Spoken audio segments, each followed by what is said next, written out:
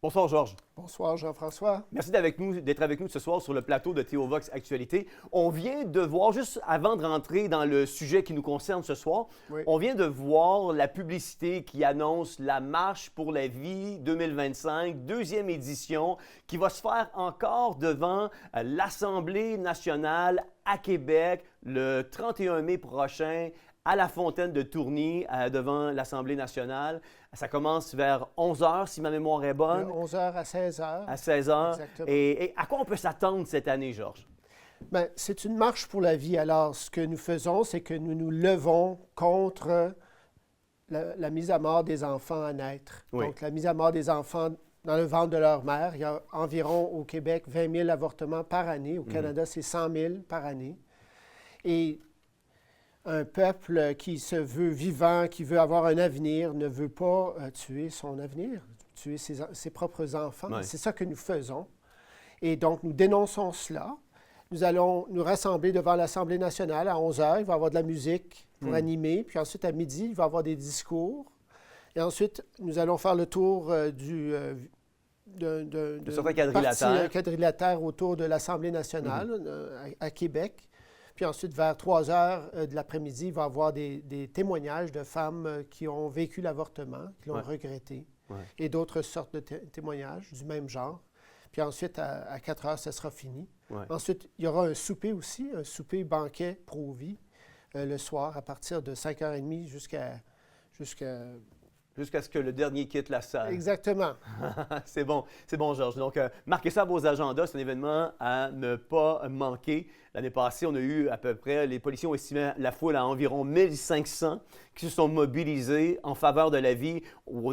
C'est une journée, oui, où on fait des allocutions, justement, contre l'avortement en faveur de la vie, mais c'est une journée aussi où on fait la promotion de la vie sous toutes ses formes. Oui, c'est ça. Les enfants, la famille, tout le monde est invité. Absolument. Des étudiants, des personnes âgées, tout le monde ensemble pour célébrer la vie, puis ensuite défendre la vie.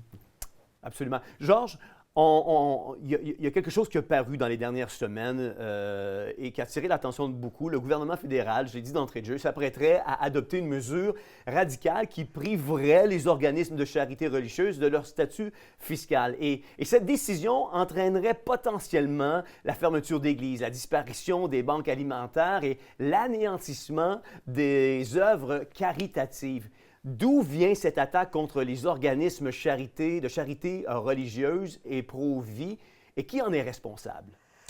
Alors, avant qu'un budget soit présenté donc au Parlement par le parti au pouvoir, il y a d'abord un processus de rédaction de ce budget-là, puis avant cela, il y a un comité de rédaction du budget ou d'évaluation du budget, et avant cela, il y a un appel à des recommandations. Alors, toutes sortes d'organismes, de personnes peuvent soumettre des recommandations pour le prochain budget. Ça peut venir d'individus ou d'organismes. Et il y a un organisme qui s'appelle l'Association humaniste de la Colombie-Britannique, un peu comme le mouvement laïque québécois ici. Donc, un mouvement anti-religieux, pro-laïcisme, qui a donc recommandé deux choses. Une chose, c'est que tout organisme pro-vie qui est encore reconnu comme étant de bienfaisance ou charitable par Revenu Canada soit retiré son statut fiscal. Donc, aucun statut fiscal pour les groupes pro-vie. Puis l'autre, c'est pour les groupes religieux. Je rappellerai qu'on est dans une démocratie où la liberté de religion, liberté d'expression est encore est censée être active. Mais c'est le choix du ministère du Revenu du Canada de choisir qui va recevoir sa reconnaissance comme organisme de charité. Alors, en passant, à quoi ça sert cette reconnaissance d'organisme de charité? Ça permet à ces organismes, lorsqu'ils reçoivent des dons, d'émettre un reçu pour fin d'impôt. Comme ça, les gens qui donnent reçoivent un remboursement du gouvernement. C'est comme une contribution du gouvernement à cet organisme-là, par l'intermédiaire de la personne qui donne. Donc, quand je donne 50, je peux recevoir un 20 $ de moins sur mes impôts. Donc, ça vaut la peine d'avoir cette reconnaissance. En plus, un organisme qui a cette reconnaissance comme organisme de bienfaisance ne paye pas de taxes foncières, taxes municipales. Donc, c'est beaucoup moins cher gérer un tel organisme. Si on perd ça, ça devient difficile de convaincre les gens de donner de l'argent à cet organisme-là parce qu'il n'y a aucune... ristourne. Il n'y a aucune ristourne, aucun avantage fiscal. Puis ensuite, on paye plus d'impôts. Oui. Mais Georges, pourquoi le gouvernement a-t-il inclus ces recommandations dans un rapport budgétaire et pourquoi en a-t-on si peu parlé publiquement avant maintenant? Bien, ça semble... il y a eu au-dessus de 400 recommandations pour ce budget-là. Et il y a eu un comité composé de tous les partis qui a examiné et qui a laissé passer ces recommandations-là, y compris celles contre les pro-vie, celles contre les organismes religieux. Mais ça ne semble pas, soit est-ce qu'ils n'ont pas vu toutes les recommandations ou est-ce qu'ils les ont lues attentivement, j'en sais rien, ou bien ils étaient d'accord avec ce qui était écrit. Mais il y a eu des centaines de recommandations et elles semblent être passées inaperçues ou les gens du comité étaient d'accord finalement avec elles. Est-ce que tu as une idée de combien de ces recommandations-là qui se sont faites avant l'adoption d'un budget, qui sont prises en considération et qu'on va adopter à l'intérieur d'un prochain budget? Bien, non, je ne connais pas la proportion là, entre le nombre de recommandations et ce qui finit par être dans un budget donné.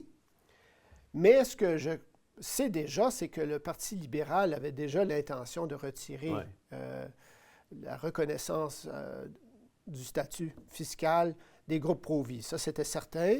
Des groupes aussi qui font de l'aide auprès des femmes enceintes en difficulté, mais qui ne réfèrent pas ou qui ne font pas la promotion de l'avortement. Ces groupes-là aussi étaient ciblés par les libéraux. Et nous savons déjà que même, il y a eu une lettre d'un cardinal catholique de Toronto contre cette initiative, cette recommandation-là de retirer le statut fiscal des organismes religieux, qui disait, c'est pas juste le fait de retirer le statut fiscal des organismes religieux, c'est juste, même quand on dit on retire aux organismes pro-vie, ça vise également les chrétiens qui croient en la vie, qui croient que toute vie humaine est sacrée. Et donc, est-ce qu'on menace aussi les chrétiens par cette recommandation-là? Alors, même si on réussit à dire, bon, cette recommandation contre les groupes religieux, on va la mettre de côté parce que aussi, ça va avoir un impact sur les autres religions musulmanes, hindoues, juives, etc. Donc, peut-être que ça serait trop controversé, mais même celle qui dit non aux organismes pro-vie, mais le cardinal lui-même disait, nous, on est animés par ce principe pro-vie. Alors, est-ce que vous allez nous attaquer à cause de ces principes, à cause du fait que nous tenons à ce que la vie soit sacrée et traitée de cette manière-là? Mais la réponse est oui, parce qu'on n'est plus en démocratie. On est en train de manipuler un narratif et pousser un narratif dominant. On se souviendra en 2018-2019, alors qu'on a coupé les subventions avec un programme qu'on appelait Summer Job Canada ou Emploi d'été Canada. Toutes les organisations qui n'étaient pas prêtes à signer la coche pro-avortement et pro-lobby homosexuel se voyaient, qu'elles soient pro-vie ou juste un organisme sans but lucratif chrétien, se voyaient perdre leurs subventions pour engager des étudiants durant la période estivale. Et là, on le voit, on s'attaque encore davantage à des organisations religieuses, à des organisations chrétiennes. L'Association humaniste de la Colombie-Britannique se vante d'être à l'origine de cette proposition. Tu le dis d'entrée de jeu. Penses-tu que cette recommandation révèle une volonté de marginaliser la religion chrétienne et de la faire disparaître de l'espace public? C'est qu'on veut justement retirer les moyens que les chrétiens ont, les moyens financiers qu'ils ont pour propager leur foi. Et donc, sans argent, sans don, sans capacité de faire du prélèvement, du financement, on n'a pas moyen de payer son édifice, payer des salaires pour les pasteurs, les prêtres. Alors, c'est diminué de beaucoup. Toute l'infrastructure coûte beaucoup d'argent. Et donc, sans ce moyen de financement, c'est très difficile. Et en plus, quand on perd notre statut fiscal, il faut que tout ce qui appartient à l'organisme soit donné à un autre organisme de bienfaisance, soit ça, ou bien, si on insiste qu'on veut garder ce qu'on a, comme un édifice, le mobilier et tout cela, il faut payer une taxe de révocation de 100 %. C'est-à-dire que si un organisme avait une église qui vaut 1 million de dollars, avait des épargnes qui valaient à 100 000 $, puis du mobilier d'une valeur de 50 000 $. Alors, si cette église-là, cette organisation qui n'a plus son statut de bienfaisance, bien là, pour garder toutes ces choses-là, il doit payer à Revenu Canada 1 150 000 $. Sinon, Revenu Canada peut venir puis dire, regarde, on a le droit à ce 1 150 000 $, on va liquider votre bâtisse, on va la vendre, on va faire des condos avec, on va vendre votre mobilier, puis vendre et prendre votre argent dans votre compte en banque. Donc, ça devient du pillage. Bien, c'est un pillage, oui, exactement. Certains disent que cette proposition s'inscrit dans un agenda plus large de sécularisation et de contrôle social. Est-ce qu'on est face à une tentative d'effacer les racines chrétiennes du Canada sous prétexte de modernité? C'est que quand on refuse... Remarque, on les a pas mal déjà effacés, les racines chrétiennes. C'est quand on refuse l'appellation charitable à la propagation de la foi. C'est comme on dit, ça ne donne rien, ça. C'est pas un acte. Un acte de charité, c'est faire du bien à l'autre. Ouais. Alors, il y a le Canada, en ce moment, Revenu Canada reconnaît 4 choses comme étant charitables. C'est l'avancement de la religion, l'éducation, la pauvreté, donc aider les pauvres et tout ça, et finalement, une 4e catégorie qui peut comprendre les hôpitaux comme la guérison, des organismes de défense des droits de l'homme, puis ensuite culture, théâtre et ce genre de choses, les clubs. Ouais. Alors, il y a 4, disons, orientations représentées. S'ils disent que religion n'est plus reconnue comme étant charitable, c'est comme dire, ce n'est pas utile à la société, la religion. Ce n'est pas quelque chose qui fait du bien au bien commun. Ça n'ajoute rien, il n'y a pas de plus-value. C'est juste un genre de passe-temps. Et donc, on n'a pas à s'en occuper. Ouais. Et donc, ça reflète la mentalité de certaines personnes qui ne comprennent pas pourquoi la religion ou le christianisme peut être important. Et ensuite, ça renforce cette mentalité laïcisante pour dire, tout le monde, maintenant, selon le gouvernement, c'est pas utile la religion, c'est pas utile pour le bien commun. Si ces recommandations deviennent loi, quel serait l'impact immédiat sur les 32 000, on parle de 32 000 organismes de bienfaisance religieux au Canada? Alors, ces 32 000 organismes religieux, donc, vont perdre leur reconnaissance. Ils vont soit faire créer des nouveaux organismes non religieux pour pouvoir transférer leur argent là-dedans, mais ne pourront plus faire payer leurs activités religieuses avec cet argent-là. Donc, ce qui veut dire? Une église, par exemple, qui avait comme une popote roulante ou avait un comptoir pour nourrir les pauvres, il pourrait se transformer en service pour les pauvres, disons, mais ne pourrait plus payer le ministre du culte ou pour leurs services religieux avec l'argent qu'ils reçoivent dorénavant. C'est seulement pour la popote roulante qu'ils pourront faire du financement. Donc l'argent servirait aux œuvres humanitaires et non plus à l'œuvre ecclésiastique de la propagande de l'Évangile ou de la promotion de Jésus-Christ. Exactement, parce que selon le gouvernement, ce n'est pas utile, ça, pour la société. Avec la taxe de révocation de 100 %, l'Agence du revenu du Canada pourrait saisir les actifs des églises. Penses-tu que cette mesure s'apparente, on en a parlé un petit peu plus tôt, mais à une dépossession et une forme de pillage pur et simple des biens religieux puis de notre patrimoine québécois? C'est semblable à ce qu'on a vu dans le passé, dans l'histoire. Par exemple, en Angleterre, Henri VIII, avec son bras droit Cromwell, lorsqu'Henri VIII a décidé de se séparer de Rome, ils avaient besoin d'argent pour différentes choses, donc ils ont décidé de s'attaquer aux monastères, de ne plus reconnaître leur droit d'exister, donc la dissolution des monastères. Ils sont allés carrément piller ces monastères, les terres, les revendre pour générer des revenus. Alors, si on pense qu'il y a 32 000 organismes charitables religieux qui, en moyenne, disons, auraient une valeur de 1 million de dollars chaque, on pourrait dire, là, en moyenne.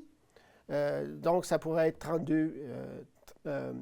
32 milliards de dollars. Que ça représenterait. Que ça représenterait en valeur que le gouvernement pourrait aller chercher.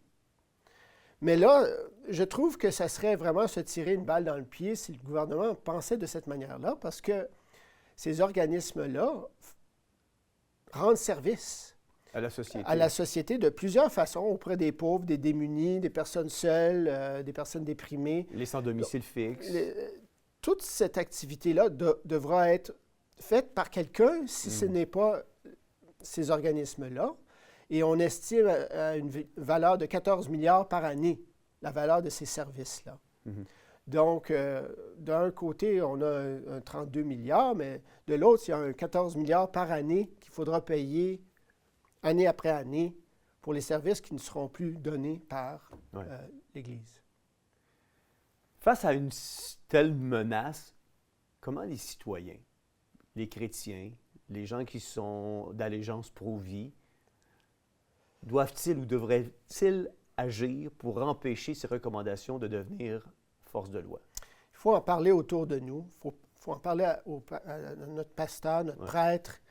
Il faut parler aux députés. C'est certain que c'est la personne à qui il faut s'adresser.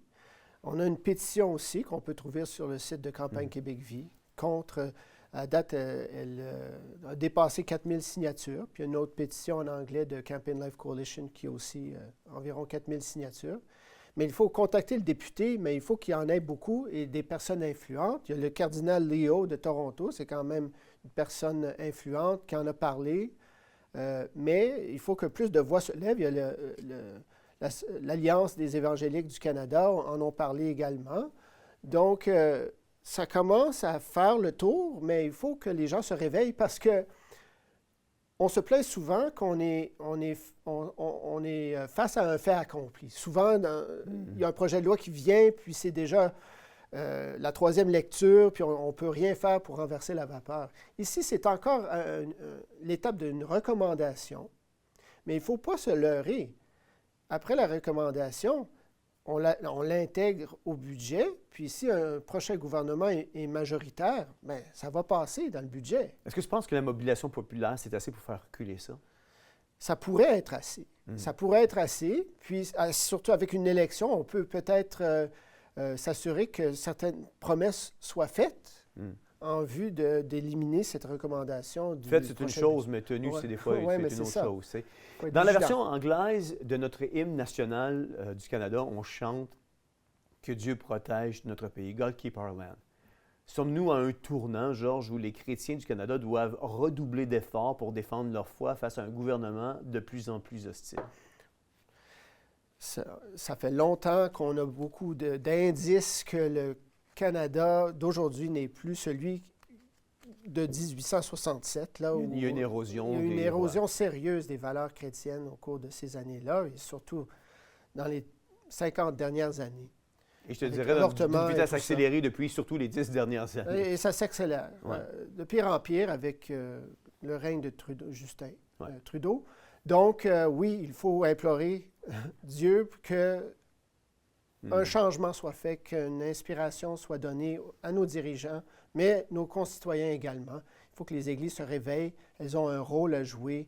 Elles doivent être le sel de la terre, la lumière du monde. Et c'est nécessaire que les gens vraiment prennent conscience de leur responsabilité en tant qu'enfants de Dieu. Ce qu'on a perdu sous un gouvernement libéral pourrait-il être retrouvé sous un autre gouvernement? Un peu comme ce que vivent les Américains actuellement sous la gouverne de Donald Trump. Oui, ce qui m'inquiète, c'est que maintenant, puisque Trump attaque d'une certaine manière le Canada avec ses droits de douane, là, les tarifs, il y a une réaction malsaine, je trouve, au Canada où tout tous les bons coups de Donald Trump sont associés à sa personne et ensuite, les gens réagissent contre tout ce qu'il fait de façon négative. Et donc, dès que quelqu'un veuille faire quelque chose comme, par exemple, ce que Elon Musk fait pour éliminer tout le gaspillage d'argent ou les choses woke qui se passent dans différentes agences gouvernementales, lorsqu'on dit on loue cela, puis on devrait faire ça au Canada, mais si quelqu'un disait en campagne, la prochaine campagne fédérale s'en vient, d'élection, s'il disait ça en campagne, on l'associerait à Trump, puis il deviendrait mauvais. Ouais. Donc, j'ai peur qu'ici, à cause de tout ça, il y a une réaction malsaine où on veut tout rejeter de ce que Trump fait, même les bonnes choses, les choses qui doivent être faites, comme ici aussi, nous avons des organismes, des agences gouvernementales qui donnent de l'argent à n'importe qui partout au monde, en autant qu'ils brandissent le drapeau LGBT. Et oui, il y a des fonctionnaires très, très idéologiques qui veulent justement pousser leur agenda, éliminer toute trace de christianisme sur la place publique. Et on aimerait bien qu'un prochain gouvernement conservateur puisse faire ce que Trump fait, mais est-ce qu'ils vont avoir le courage de s'afficher pour certaines politiques que Trump épouse également, même si ça risque de les associer à Trump puis de leur faire perdre en popularité? Ouais. Georges, l'histoire nous l'enseigne, nous le démontre, que les persécutions contre les communautés religieuses commencent souvent par des mesures économiques puis administratives.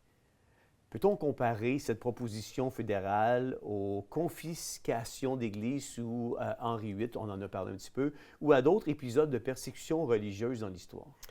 C'est que quand on commence cette démarche de diabolisation, finalement, vous autres, là, vous n'êtes pas vraiment souhaitables. Vos activités sont inutiles, puis voire nuisibles. Ouais. On ne les reconnaît pas comme étant une composante du bien commun, puis bientôt, ça s'en vient à être une menace pour le bien commun. Et de fil en aiguille, oui, la persécution commence, les gens sont marginalisés, on peut avoir des restrictions. Et donc, oui, c'est une tendance malsaine, je dirais, et inquiétante. Nous, en tant que chrétiens, nous n'avons jamais à avoir peur. C'est juste d'être conscients de ce qui se passe et même d'avoir pitié pour nos persécuteurs, parce que quand on met en branle cette logique, ça les éloigne de Dieu. Ça les transforme en personnes hargneuses et persécutrices. Il faut les sortir de cet engrenage de persécution-là. On a parlé souvent de cette fenêtre d'Overton, là, que quand il y a quelque chose qui rentre, ça va toujours de mal en pis. Est-ce qu'on devrait s'attendre, si cette recommandation-là était adoptée dans le prochain budget, faudrait-il s'attendre à une criminalisation plus large des convictions chrétiennes qui ne cadrerait pas avec l'agenda gouvernemental? Je dirais qu'à court terme, peut-être que non, pas à court terme, mais je dirais que ça crée un précédent. Ça fait en sorte que, premièrement, les églises vont avoir moins de moyens. Donc, il va y avoir moins de personnes qui vont entendre l'Évangile, moins de personnes qui vont être touchées par les chrétiens. Donc, je pense que il va y avoir plus de problèmes sociaux, plus de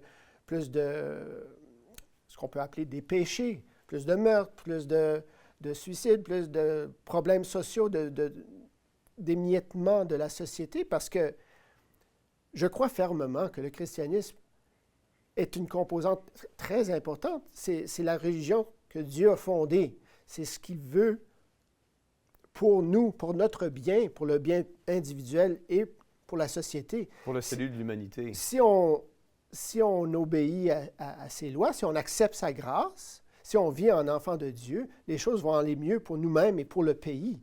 Si les gens se séparent de Dieu, ne veulent rien savoir de sa loi, ils deviennent tricheurs, ils deviennent voleurs, ils deviennent meurtriers, ils deviennent rancuniers. On le lit dans l'Écriture. Oui. Ils se vouent à des idoles, ils se vouent à des personnes. « Oh, moi, je suis pour Trump à 100%. Oh, moi, je déteste Trump. » Soit qu'on idolâtre quelqu'un ou on s'en sert comme bouc émissaire. Donc, c'est des choses qui arrivent quand on n'a pas Dieu dans sa vie. Oui. Et là, ben justement, on se cherche un bouc émissaire quand les choses vont très mal. Mais qui? Ah, ces chrétiens-là, comme c'est déjà arrivé dans l'Antiquité, avec Néron et ses feux à Rome. Lui-même voulait brûler une partie de Rome pour rénover, pour reconstruire des choses. Puis quand on a voulu trouver un coupable, il a nommé les chrétiens. Donc, c'est une chose qui peut arriver de nouveau de nos jours. Il faut être vigilant. Mais moi, je dirais plus dans la logique d'avoir pitié pour nos persécuteurs. On ne veut pas qu'ils deviennent ce genre de choses-là. On veut qu'ils aient le salut. Donc, on évite ces situations de persécution, cette logique de persécution. En terminant, Georges, est-ce que tu penses que les croyants doivent aujourd'hui se mobiliser comme jamais auparavant pour défendre non seulement leur foi, mais aussi la liberté de conscience, la liberté d'expression, puis la liberté de religion au Canada? Oui, ils doivent aller sur la place publique, ils doivent s'organiser politiquement aussi, je dirais. Donc, par du lobbying, par une formation en politique canadienne, comment ça fonctionne, les élections, qui fait en sorte qu'un premier ministre soit élu.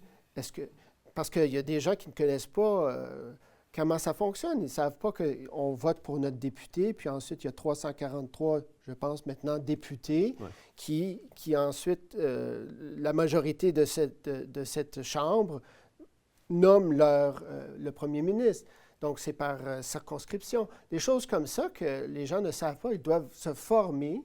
Ils doivent comprendre où aller lorsqu'il y a un problème.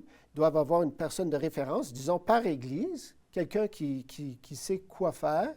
Alors moi, je suggère pour le Québec qu'une Église appelle Campagne Québec Vie. On aimerait que vous veniez nous expliquer comment les choses fonctionnent, que vous nommiez ou qu'on peut vous trouver une personne référence à notre Église qui pourra recevoir les informations pour qu'on puisse en parler dans l'Église, pour que les gens sachent ce qui se passe. Oui, absolument. Pas être juste des gens qui vont à l'Église pour se médicamenter ou pour se divertir un dimanche. C'est pas ça, la foi. Non, c'est pas ça. C'est vraiment de vivre en tant que chrétien 24 heures sur 24, 7 jours sur 7. Puis ça comprend aussi la politique et tout ce qui vient avec, mais fait de façon droite et chrétienne. Oui, absolument.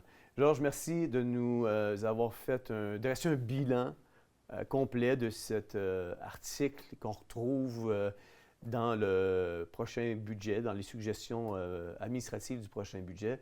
Je pense qu'on a fait un peu l'éducation des gens par rapport à l'article 430, puis les conséquences que ça peut emmener, puis l'importance de se mobiliser contre un tel article parce que ça pourrait faire mal, très, très mal à notre société. Exactement. Merci beaucoup, Georges. Merci.